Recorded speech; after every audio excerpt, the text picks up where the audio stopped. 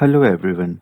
In this video, we'll see how to use Assignee and status in the presets, along with the applied filters of all open cases in an assigned group of an agent.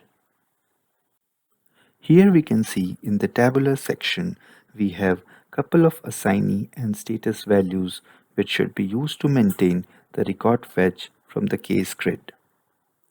A logged-in user can utilize his login ID in the assignee login name and to fetch with its status value.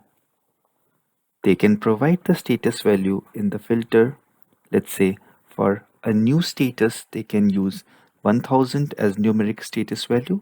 For assign, it's 2000, in progress 3000, and so on for pending, resolved, cancelled, and closed. The same set of values can also be fetched using the status field and directly can be used with new, assign, in progress, and so on with the description value.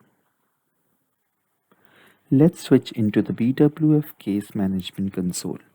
We are logged in with the support agent login.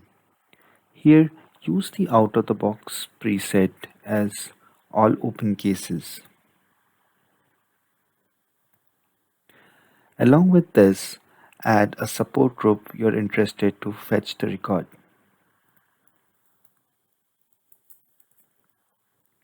With this combination, add one more filter called Assignee login name and put the login ID of the user you are interested to fetch the record. Now, we also have a field called status value on which let's put as 2000, which denotes assigned. We can also use a status direct status value as well into here, and we'll see how many records can be fetched with this combination.